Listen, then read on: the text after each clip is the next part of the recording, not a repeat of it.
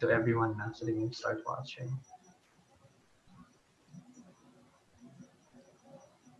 You can turn your camera off for a bit then if you want. No worries though. Okay. So do I have to keep it on during the? I mean, like because my presentation will be seen on the stream. I don't technically need to have my video on, right? Yeah, no need, no need. Okay. Yeah, that's great.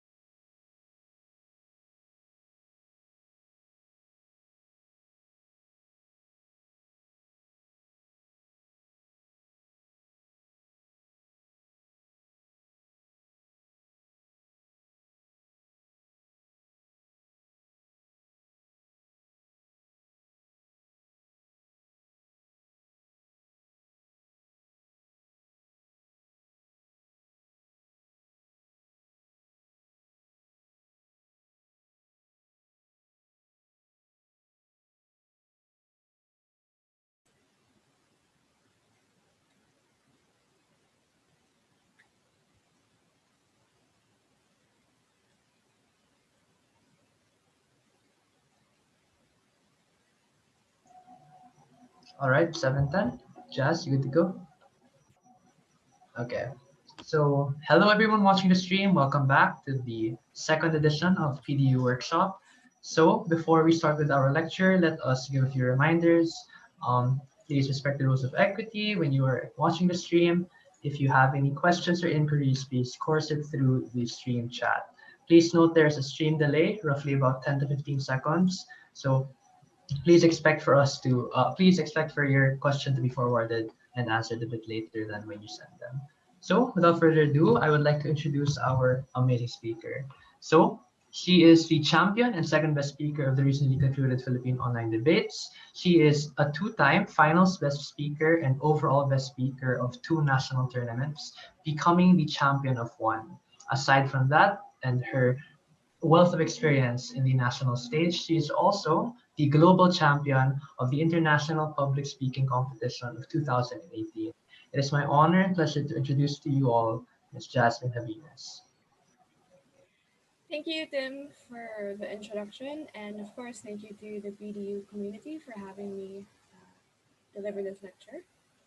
So, as you know, this presentation will be about style, and specifically, I would like for us to cover these four things. So, the first thing I would like to talk about is why style is important. In other words, why should we care about style?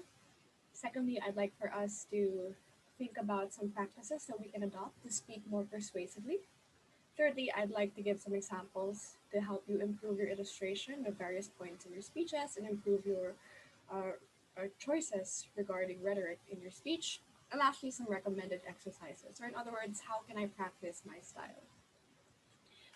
So firstly, what is style, and why is it something that we should care about?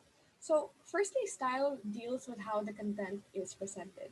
In other words, it refers to the form in which the speaker's content is delivered. So this covers a bunch of different things. It covers things like your vocal presentation, like what is your voice modulation, what is the pace that I'm using to speak, what is my word choice, what is my body language, am I using how am I expressing these emotions? Am I using humor? What are the rhetorical tools that I'm deploying for my speech? Style covers all of these things. And style really is a crucial aspect that we should be paying more attention to in debate speeches. But what is style not? And I just want to make this very clear from the start.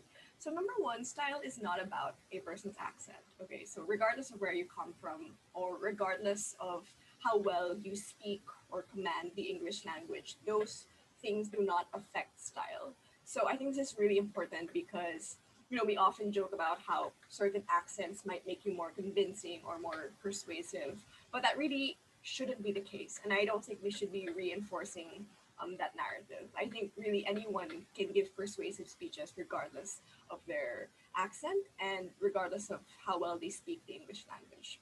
It is also not about the format or structure. Although those things are important in debate speeches and they do affect like how clearly understood you are by the judge. Those technically are not covered under style. So for today, I will be covering the elements that I discussed earlier.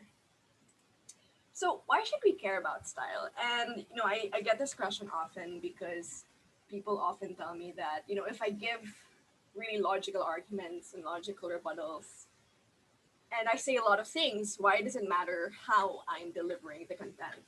So I get this question a lot. And I think people often forget that debate is not just about making logical claims or making logical arguments. At its core is really about persuasiveness. And this is why I think debate is not just a sport, it is not just a competition. For me, it really is an art form. It is a way of public speaking that I think we often take for granted. In my experience before, one thing that I would really, really, really hate is I would follow the debate norms. I would speak very quickly. I would try to jam pack as much content into my arguments. But then when I'm in the classroom, when I'm giving presentations for things that have nothing to do with debate, I would find myself not being very persuasive or not being very engaging with the people I'm supposed to talk to. And it baffled me because if I'm a debater, people would expect me to be good at public speaking, but those instances showed me that I wasn't. So I think we really need to take a step back from our debate norms, particularly with the norms we have set. and the expectations we have set on how debaters should be speaking or how they should be delivering their speeches. And we need to re-examine those norms and find out whether they really are effective for us. So that's why debate, I think style really is important. So aside from that, so style is important because it conveys credibility. It tells the judge and your audience that they should be paying attention to your speech because you have control over the things that you are saying. It also makes the audience more sympathetic and makes them more likely to care about what you're saying and more likely to care about the stakeholders that you are defending in your speech. So good style can really make or break your speech. Good style makes your speech easy to follow, it makes it clear, it makes it non repetitive, it makes it interesting, and of course, it makes it persuasive. Which means, crucially, that bad style does the opposite, right? If you have bad style, it's just more difficult for them to, it's more difficult for the material to land, for it to get across the audience, even if you might have the best arguments. So we really ought to consider about style. When I was in high school, I had a friend, one of my former coaches, who told me, straight up and said, Jasmine, I think there were so many rounds when you should have lost, but you got away because of your style. Um, and of course, like, obviously, I wouldn't want that to happen because I want my content and my style to be good, but it just shows you what a huge difference your style can make. So really, let's not take style for granted. So yeah, it really elevates the speech, and therefore that's why I think it's a really important lecture that we can all, take into consideration for our future speeches. Right, so I'm going to move on straight into some best practices or some tips that I would like to give for everyone.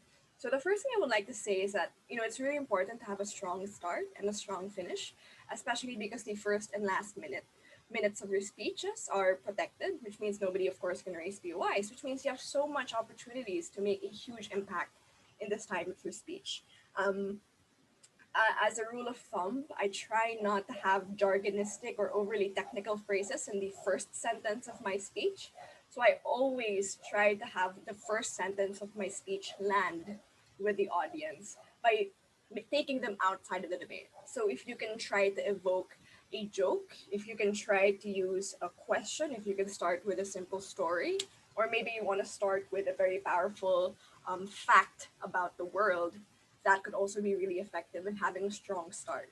And then you can have the end of your speech tie back to that. So it goes, it makes you really complete the story.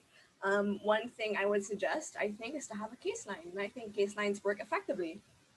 I know people make fun of case lines. They say, "Oh, that's such a high school thing," or "That's such a unnecessary thing to do." But I disagree.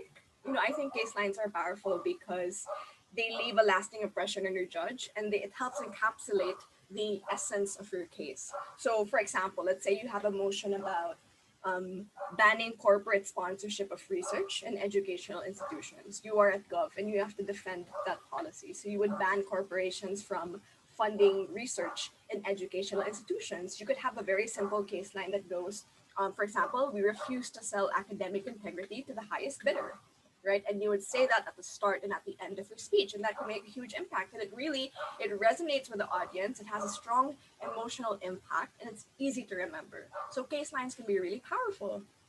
Or, for example, if you are defending gentrification, right, you have to defend the inflow of capital, which could potentially displace some people who are in that community. That could be a very difficult thing to defend, especially if you have a liberal bias. So, how do you defend gentrification? And again, having case lines can do a lot to help. So, for example, you can have a case line that says, a rising tide lifts all boats.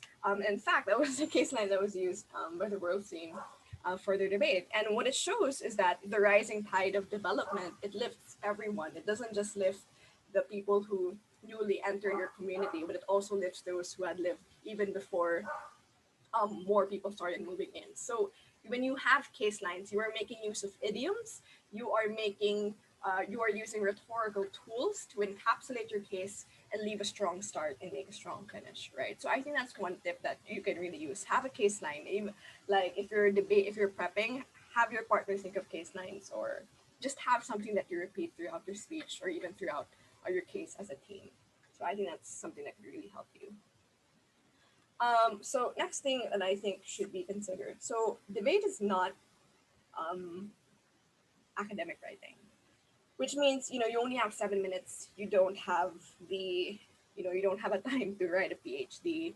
You don't have the time to talk about the whole history of this political crisis. You really have to summarize it into its key components. So the reason why I wanted to bring this up is with online debates, we might be tempted to read our case on a Google Doc that's flashed on the screen, and I think that could help for a lot of people. But we need to be careful in making it not come off as if it's an academic writing. I think we really need to remember that in debate, the goal is not to sound smart. The overall goal is to win, which means if we need to make what we're saying more simple, we need to make it more palatable and more accessible for the audience by using simpler terms. And by all means, you should go ahead and do that. I've been hearing lately that there's been these terms like delta or whatever terms like that. I mean, like, I guess it's fine if everyone else understands those terms. Um, but I don't think a lot of people know what those terms mean, so it might be better to just simplify your language. So I think it's really important to remember the debate is not academic writing.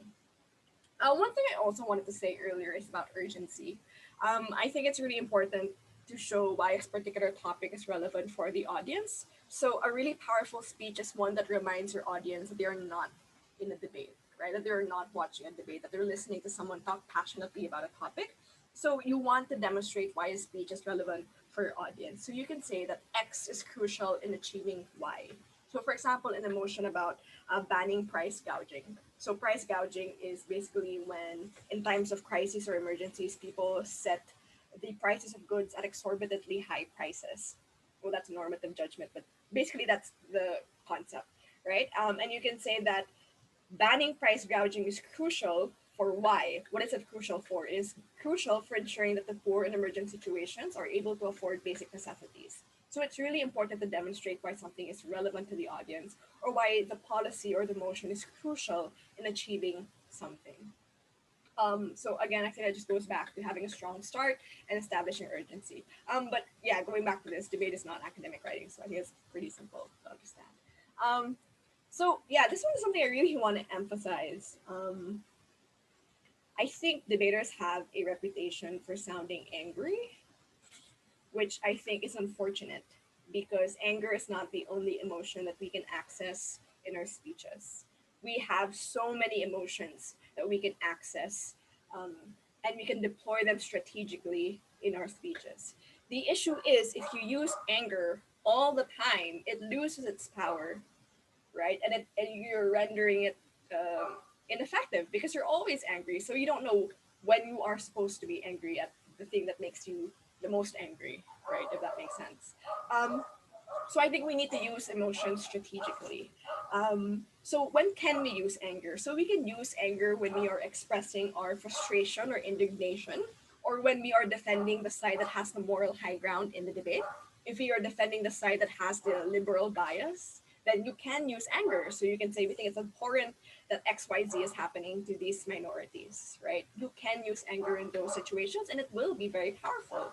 But it wouldn't be very powerful for you to use anger if you didn't have the moral high ground, for example. So let's say you are the side that has to defend like very wealthy and powerful corporations. You can't use anger because you don't have the moral high ground. So maybe you want to use a different emotion instead of anger. Maybe you want to use things like making yourself portray more academic, making yourself appear more calm. In those instances, it could be really effective because you are trying to appeal to logical reason, right? You are if you are conceding particular things, you might want to explore using emotions that don't involve anger. So things like being calm or making yourself appear more academic, those things would make it easier for you to defend the side that does not possess the moral high ground, right? So that would be very powerful as well. And of course, other emotions you can also use, for example, fear. You can use the emotion of fear if you are, you are trying to talk about a situation that you think is so terrible that it shouldn't happen at all, right? And you can use that fear. So, for example, if you're defending emotions, talking about the environment, you could use fear to portray how you think a certain policy is so important that it urgently has to be passed. Otherwise, these disastrous consequences will happen. So you really, the point simply is you have a breadth of emotions that you can use, and we shouldn't be angry all the time. So it's not about like trying to fit as many words as possible in the most angry way possible because that will not land to the judge. So what's an example of this? So, for example, let's say there's a motion that this house supports ex- this house supports excess profit taxes on corporations that derive significant profit from a pandemic. So, again, this house supports excess profit taxes on corporations that derive significant profit from a pandemic. Now, here, the moral high ground you would think would be in the government side. So, government side has to support taxing large corporations, right? What if you're in the opposition? What if you don't have the moral high ground and you need to defend this? So, you could say, ladies and gentlemen, I think we should take a step back from our liberal bias, and I think we should consider the fact that the corporations which have done really well in the time of the pandemic or those which have made the greatest contributions for people who need particular services. So we can talk about platforms like Zoom, we can talk about delivery services, and then you can say how profit taxes would make it far more difficult for these particular corporations to provide these essential services, right? So really, when you know which emotions you can access, it becomes easier for you to make yourself more accessible to the audience. You don't have to be angry all the time. Okay, so I think that's really what I wanted to express here. I think one more thing, I think it's really important to express the emotion with your face. Like, this is very straightforward. Like, if you're gonna sound angry, your face has to convey it. You know, if you're gonna sound sad, your face has to convey it as well. So don't rely on the words to carry the emotion for you. Your face, your nonverbal behavior has to encapsulate the emotion as well, right? And this does come with practice, but I think if you really want to sell a story in defense of a particular stakeholder in the debate, you need to sell the full package, right? So you need to convey these emotions fully with your whole body. Um, Next, so what else is something that I wanted to talk about? I think it's really important to make wise linguistic choices. So what does this mean? I think you need to ensure that the use of vocabulary is consistent in the debate and that they really are strategic in helping you frame particular stakeholders in the debate. So, for example, questions that you want to consider. Does the US government refer to insurgents as freedom fighters, or do they refer to them as terrorists, for example? Do animal rights campaigners refer to cattle farmers as agricultural workers or as murderers? So, word choice makes a huge impact in explaining how we ought to portray particular stakeholders. And this is really also a part of framing. So, for example, just look at um, Black Lives Matter. Are they rioters? Or are they part of a rebellion, or are they part of an uprising? Because those things connote very different things, right? So one connotes that it's like meaningless violence, and that these people are damaging property for no good reason, so on and so forth. But if you say that they are part of an uprising or that they're part of a rebellion, then these things have a clear political intention of fighting against oppression and fighting against a very unjust system. So those linguistic choices really affect how your case is lands with the judge and lands with the audience. So you want to make sure you make strategic choices. Right. So that's what I wanted to convey in this particular slide. Awesome. Next, so I think this one was also pretty straightforward. Like, humor is powerful if you use it properly. What does this mean? I think it means two things. Number one, like, when you're trying to rebut someone and you can't articulately explain why it doesn't make sense or why the argument is just ridiculous, but you know deep down that it is, right? In some instances, you can use humor to demonstrate how absurd a particular claim is. So you can use humor to demonstrate why it's most likely not going to happen, the harm or the benefit will not manifest, or even if you don't really insert logic into your rebuttal, sometimes just making fun of the argument can work. But you have to be careful because, as much as possible, we don't want to use humor in a way that degrades the person who is delivering the argument. We are using humor to attack the logic of the argument, but not the person themselves. So I think you really need to be careful with humor. I think also the second thing it means is that you have to be funny, right? Like this could backfire. If you try to make a joke and it's not funny or it doesn't land with the audience, then you're just you're just gonna embarrass yourself, I suppose. Um, but that's why I think humor is still a skill, right? Some people might be born with like the ability to make really funny jokes, but we can learn humor, and it's something that we can try to incorporate in our speeches, and that also something that I think would be a good thing for you to try in your speeches. Okay, next. So I think this is really important. Um, so I think it's important for you to act like you're winning, even when you're not. Um, I think judges, aside from listening to your speeches, they're also looking for signs, and these are signs whether they uh, can get away with giving you the loss because they feel like you might not be really into it. So even when you feel like you're losing, it's really important that you act like you're winning. So even when you know you're going against like the best debaters in the world, even if you feel like you're the underdog, right? Even if you're going against people who have won so many tournaments and you feel like you don't have any chance, never make it seem like you're losing the debate. This doesn't mean that you should be an asshole. The point is that you need to exude confidence and you need to at least have some faith in yourself, right? Because the alternative is that you will crack and that you will just like make a bigger fool out of yourself in that room. So always act like you're winning. Exude that confidence. So after giving your speech, don't just slouch in your chair, or you know, even after the debate, even after you're done giving your speech, still give POIs, still exude confidence, still use a strong, commanding and powerful voice. And those things can really make a huge difference, especially for the judge. Like if the judge feels that you're really into it and that you think you're winning, it's gonna make it more difficult for them to give you the loss because the last thing they would want is to give you the loss and have you like be disappointed or disagree with the result. So this is really important. Act like you're winning even when you think you're not, but don't be an asshole. Great. So I think something we just really need to emphasize is that every person has their own style.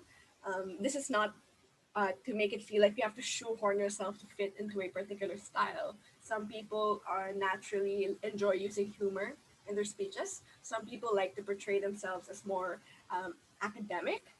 Some people like really incorporating various emotions into their speeches. That's fine. You need to find a style that works for you. And that style can really set you apart from the others. In fact, years from now, when you're done with debating, people will remember you not just for the smart or wonderful arguments that you made. They will remember you for the impressions that you left. So this is why when you're making your speeches, don't just consider what arguments you need to make. Also consider the style choices. What do you want your judge or your audience to feel? What impression do you want to make, right? What do you want them to think about the overall impression of your speech? So really consider style when you are constructing your speech. And don't be afraid to explore your own unique style. Everyone has their own unique style, and these are things that are developed over time, so you don't need to worry that you might not have found your style yet. For many people, it can take them a couple of years to really practice and develop their style. So I want to also talk about how this applies in online debates because that seems to be the medium for most tournaments now. So number one, you need to make sure that people can hear you well. So if you want to invest in a mic, that's great. If you just want to use a micro, if you want to just use your earphones, that's fine as well. But it would help to make sure that people can hear you well. And I would actually say that as much as possible, you should have your camera on.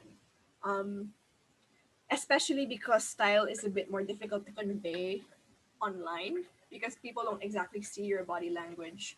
Um, so having your camera on makes them better connect with you because they can see your face, they can see your facial reaction, so on and so forth. So if possible, I would actually say as much as possible have your camera on. But of course, I understand that this might not be accessible for everyone for various reasons. But if you can, it would be great to have your camera on. Of course, try to have good lighting as well. I mean, you don't need to have the best, brightest lighting, but good lighting will work a lot. And of course, conveying style online becomes more dependent on your vocal choices, which means you really need to exhaust the vocal tools that are available to you. So this means like modulating your voice. Don't just speak with the same um, volume throughout your entire speech. You want to emphasize the parts that are most important so that the judge knows when they should be paying attention to your speech. At the same time, don't just speak with the same pace. You have to learn how to pause. You have to learn how to emphasize by modulating the speed of your voice. And that could really help a lot in conveying style online. So, just because we have moved to an online medium doesn't mean that we should forget about style. On the contrary, because it is more difficult for us to communicate perhaps with our teammates online, there is a huge opportunity for us to make use of style to elevate our speeches. So that's why it's really something that we should consider in online debates. And of course, if you can, why not dress up a little bit, right?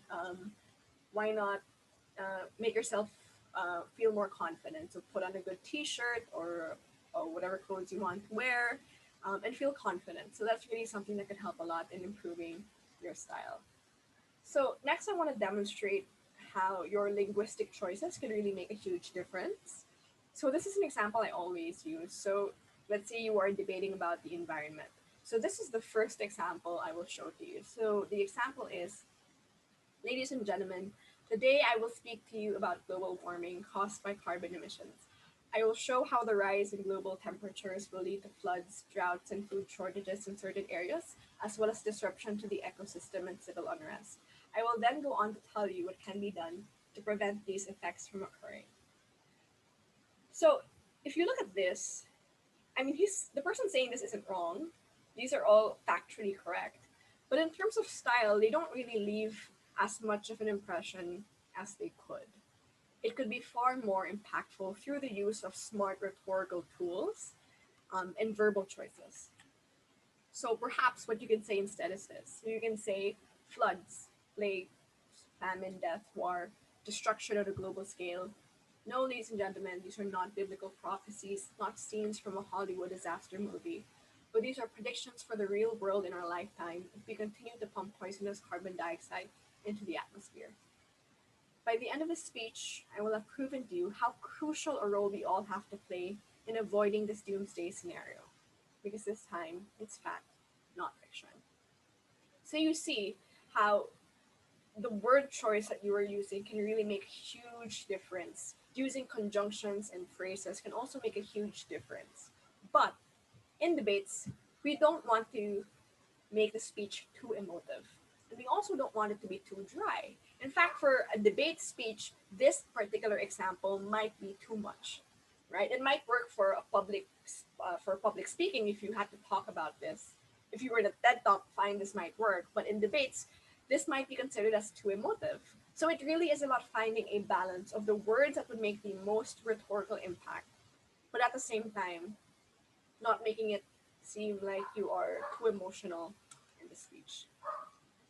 So, what then is a particular example that we can use? So, let's say the motion is this House believes rehabilitation should be the only consideration in criminal sentencing, right? So, you could say, on one hand, we believe that criminals deserve a second chance, or you can say, we find it abhorrent how our current penal system is incredibly cruel and rigged against the poor and racial minorities who are further dehumanized in prisons controlled by wealthy elites, right? So when you use rhetorical tools and particular words to really frame it in a particular way, that can really make a huge impact. I think one example I also like to bring up is about abortion. I think in one debate, the fetus was characterized as a parasite.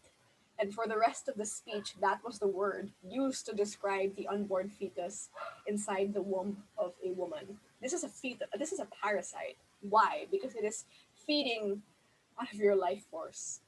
It is living inside of you, right? It is consuming what you eat. Is it not a parasite? And you see how the whole dynamic changes and how it lands with the audience changes as well. So again, I really want to emphasize my point that you need to make smart linguistic choices, and you need to find a way to make your content land with the audience and the judge in a way that makes them care about what you're saying. So there, I think that's something I would really want to emphasize here. So what are some exercises that you can do? And after this, we'll have some parts for questions. But first thing I want to emphasize is just don't just watch debate speeches. Like I think you don't want to invest so much in improving your debate skills, attending these tournaments, going to online debates, spending your entire weekends, and realizing that your skills only work in debates. I think that's one of the saddest things that can ever happen, right? Because you realize that when you're delivering a presentation, when you're no longer a debater, when you're now employed in say a business or an organization, and you realize that the skills you had employed in debates with respect to public speaking no longer apply in that context, right? So don't just watch debate speeches. Of course, debate speeches are great if you want to become a better debater, but why not expand your library? Why not watch TED videos, for example, or just watch other things, right? And in this way, you don't just become a better debater, you become a better public speaker as well, right? So there, I think that's something I also really want to leave with you guys today. Um, Secondly, I think it helps to practice in front of a mirror. So this is pretty common. I think it applies regardless of what skill you want to develop in particular, but it really does help. So if you want to practice emotion with a particular emphasis on style, that could really work as well. And it also helps you check how you look, like in terms of your nonverbal expression, your use of your hands and whatnot. So I think this is something that could really help you as well. Um, for the last two recommendations, I think these are things that I personally really enjoy because they have a lot to do with theater. So, number three, I think it helps to perform a monologue. So, I think a lot of debaters tend to have like some experience in drama, which helps. It really does help because they're very similar to one another. It's a performance. Debate is a performance. Theater is a performance. It's about exuding a character or exuding a particular persona that you would otherwise not really know about or not be familiar with. So why not find a monologue, a 1.5 minute long monologue from any play or performance that you like and perform that in front of a mirror or perform it with your friends so that you can also develop your confidence at the same time. So I think this is something that is really important. And if you ask me, I actually think every debater should at least attend one drama class in their lifetime because I think it really does make a difference. So yeah, find a monologue that you like and perform that. Lastly, so I think you can also try to do some theater exercises with your debate club, but I fully recognize this might only happen post COVID.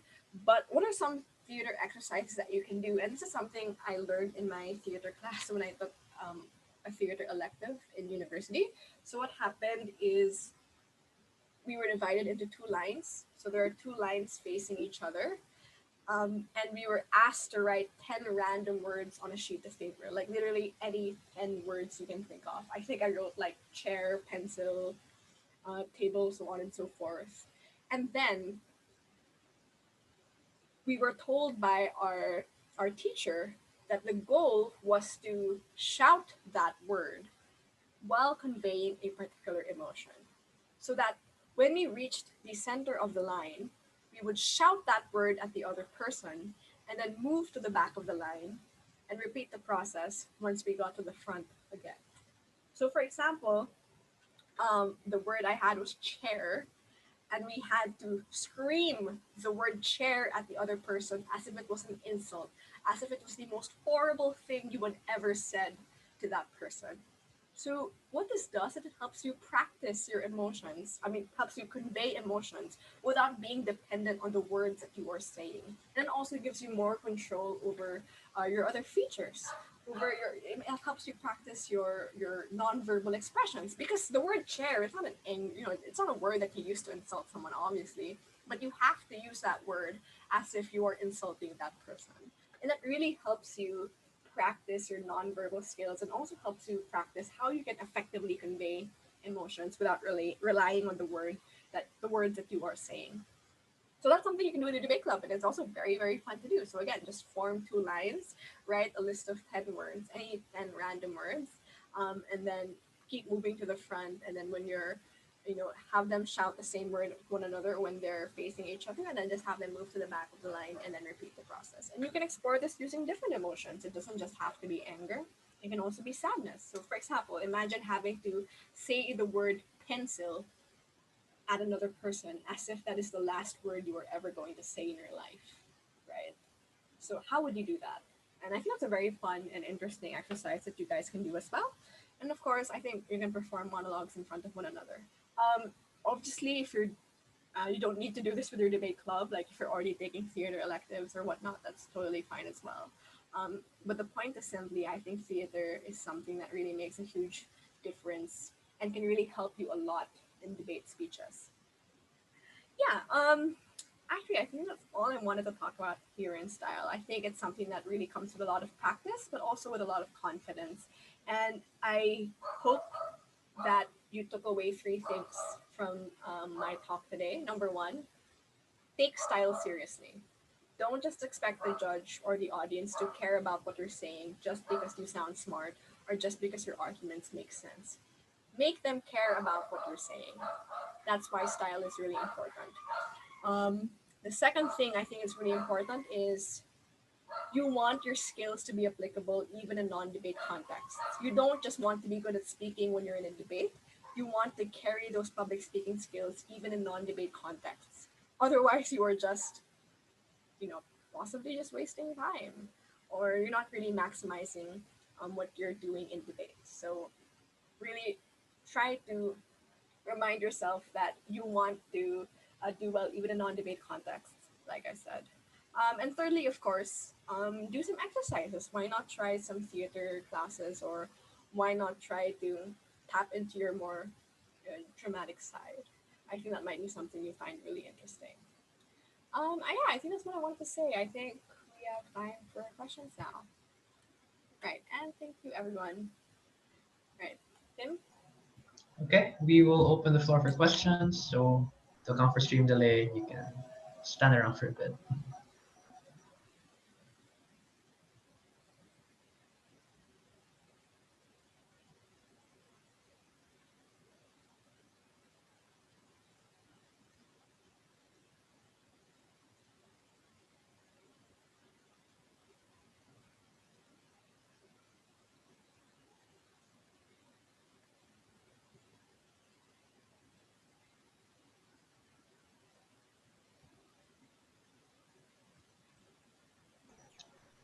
Okay, Jazz, here's a question.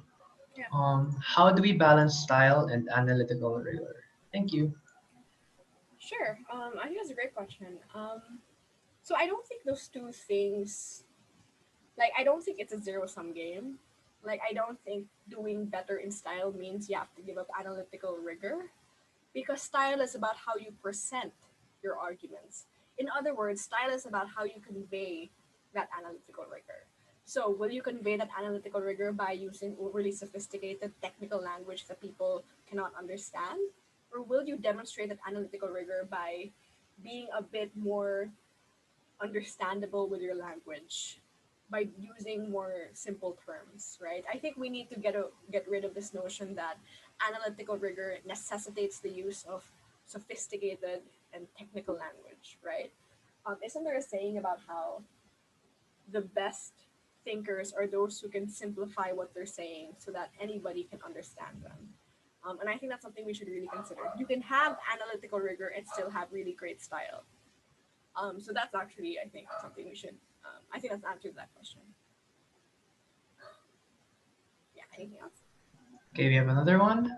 How do you take notes for your speech to make sure you use the right words? How much do you prepare as a script and how much is delivered impromptu? Sure. Yeah. So I mean, I don't suggest preparing a script. I don't think you would have the time to do that. But I think it is a deliberate choice as you're prepping. So think about the way in which you will describe particular actors. So this is a part of framing. What words will you use to describe particular stakeholders? And then you can just constantly remind yourself and your partner to use those particular words when you are describing these stakeholders. So that's something I do with my teammates. I often say, don't call them this, let's call them this instead. And then you can just perhaps write that word on the top of your papers that you remember that all the time. But again, I think this just goes back to the idea of you develop it as part of second nature, and it really just does come with practice because you want to reach a point where you don't have to deliberately think about everything that you have to say, but as long as you zero in on a general impression that you want to leave for the judge, that's good enough. So, for example, you can say, in this argument, I want my judge and my audience to feel sympathetic for these people. Or you can say, by this part of my argument, I want my judge and my audience to understand that even if I may not have the moral high ground, this particular harm or benefit is just as important. So you don't need to make a script, but you do need to at least ask yourself, what do I want my judge to feel after I make this particular claim? And then you can use that framework to help you develop the choices that you will make to convey that particular impression, right? So I think that's something I would do.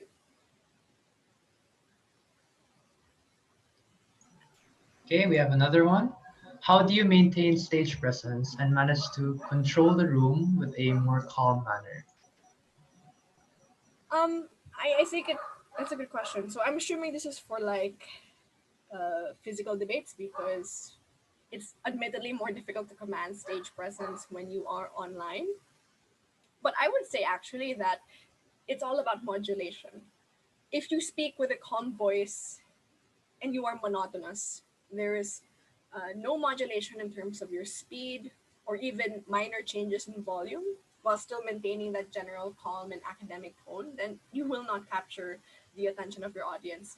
To be calm does not mean that you should be monotonous, right? It does not mean that you should speak so softly for the entirety of your speech. It's about knowing how to effectively convey pauses, how to effectively convey uh, particular emotions, and calm is not, it's not a monolithic term, right? Like I think one thing I'm gonna bring back something my theater professor said. Emotions have so, they're not monolithic. There are so many different types of anger. There are so many different types of calm, right? And you need to learn how to tap into those different things when you're expressing particular emotions or particular statements, right? So yeah, I think you can command the stage even as you're being calm. Just look at how various politicians like Lenny Robredo, for example, she is a, you know, she's very calm, very academic when she speaks, but she still commands the attention of so many people, right? So I think you can look into particular models such as that, and just take into consideration that you still have so many other tools that you can use for to take advantage of. Anything else? Yep, we got one more. How do you change your manner based on how the other people in the round are talking? Like if the rest of the room is shouting, is the strategy to match them or to sound different? Yeah, so that's a great point. I would say definitely if everyone is shouting, it does not help the shout even more. It's just kind of like a cacophony of noises and angry sounds. And I think a lot of people would not want to listen to a debate where people are shouting and angry at one another. So I would say if everyone is shouting, do the opposite.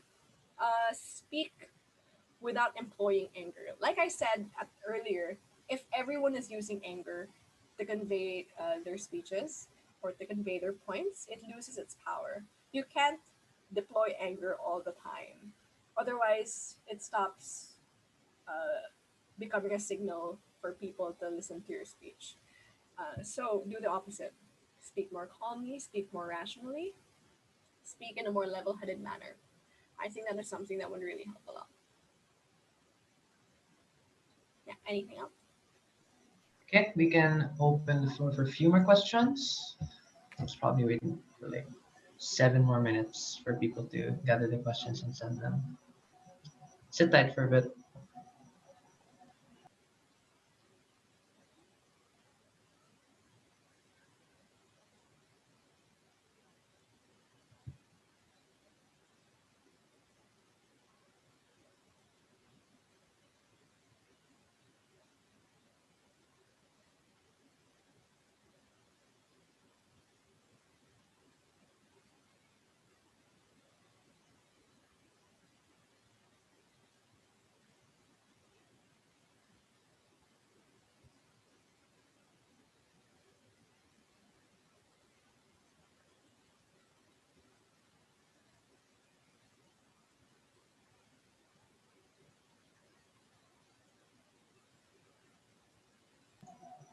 Okay, here's another one, Jazz. How do you maximize style to organize your arguments and ideas in the most persuasive manner? Hmm.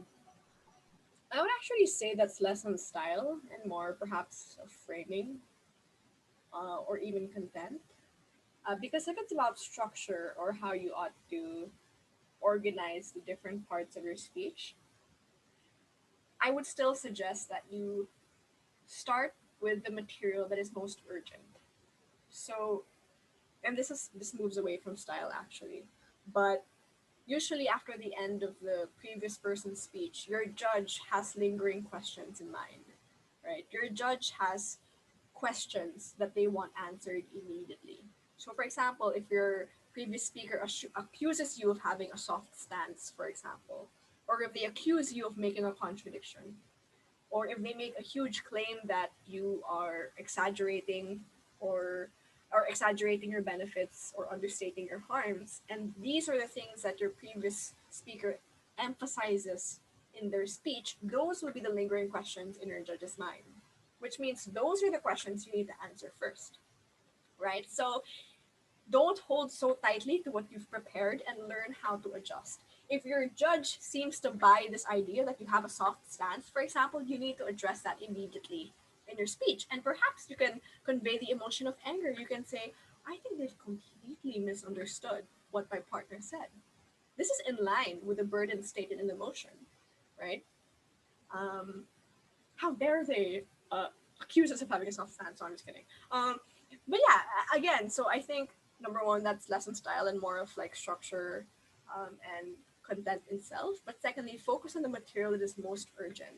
Focus on the material that your judge wants answered immediately. And thirdly, when you're calling them out for making those accusations, you can use particular emotions such as anger, right? And I think that's something that could really help as well. Or if not anger, if you feel like they're making a legitimate claim and you're like, oh crap, we might actually be making some mistakes, perhaps you can use a different emotion. Perhaps you can use calmness, or you can make yourself appear more rational and more academic. You can say, we are not, they've misunderstood our case completely. What we meant is this, so on and so forth, right? So if you feel like you have to concede particular things, like I mentioned earlier, it might be more beneficial to use not to use a more calm and rational tone. So again, it really has the emotion has to match uh, what you are doing in the debate. Yeah. So I hope that answered the question.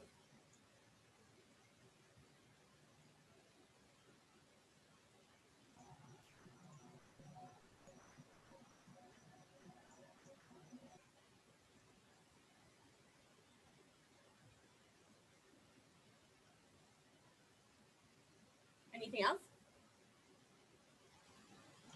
Let's wait. Let's give him perhaps 2 more minutes to send in their final questions, and then we can close out.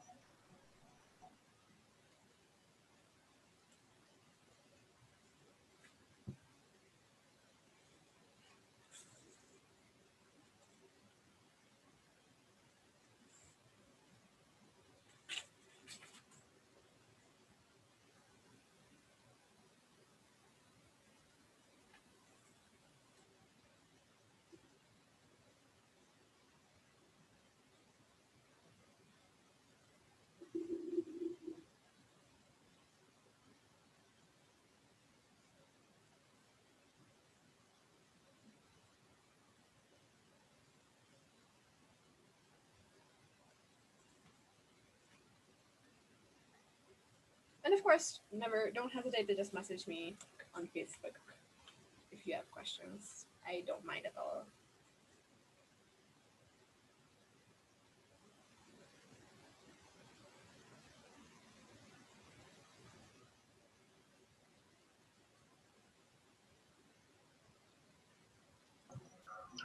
Okay, we have one more. How do you be emotive in motions that call for a lot of buzzwords like econ or social legal themes? So yeah, that's a good point. I mean, I think it also depends on the motion. Like if you're defending motions like um, this house supports, like give me an overly technical econ motion.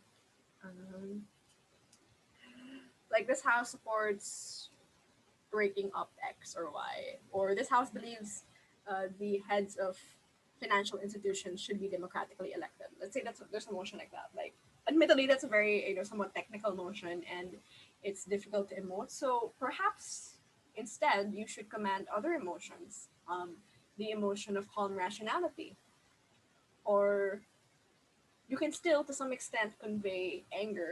Perhaps you want to talk about the people who have been wronged by these institutions because of status quo or because of how they've been previously organized. So I think it's just a matter of zeroing in and knowing in which specific parts of the speech you can emote, depending on the impact, harm, or benefit that you are using. Um, you don't have to force emotions, okay? Like, if there's emotion that is very, emotion that's quite technical like that, you don't need to force an emotion. But I think something you can exude is confidence, because usually people who know what they're talking about, people who can understand difficult and complex economic ideas, they exude a sense of confidence and a sense of control over the what they're saying. So this just goes back to what I said earlier: act like you know what you're talking about, right? And I think that's a good way to manage those kinds of emotions.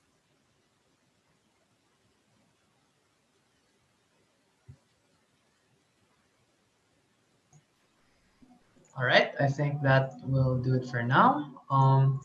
So thank you, Jasmine. That was an amazingly compact and concise lecture on style. It's Thank really no you. wonder that you are a global champion. On behalf of the PDU community, the PDU Execom wishes to award you with the certificate of appreciation. Let me just share screen, and here we go. Wow. For your incredibly insightful lecture, for you offering your time and expertise on style. Hopefully, even in an online context, we can develop our sense of stylistic speaking and develop all our passions with debate. So, before we end, we would like to remind everyone the stream will be shared and edited and will be uploaded to the PDU Workshop channel. Follow us there and subscribe for all previous and future workshops we will be holding. Um, Aside from that, follow the PDU page so that you can stay updated on our future speakers for this week and down the line, and for any kind of update you might need about the PDU community. So before we end, Jazz, do you have any final words for our Yeah, watchers and just listeners? thank you so much, Tim, and thank you for the PDU community. I think this is a really great initiative. We have so many talented and well-informed members of our community who I think would also, really would love to contribute. So I'm really happy that you guys are doing this. It's our honor to have you here and for you to be able to partake in this initiative. With that, we thank you, Jasmine. We thank you, PDU, for watching. We'll see you next time. That's it, everyone. Thank you. Bye.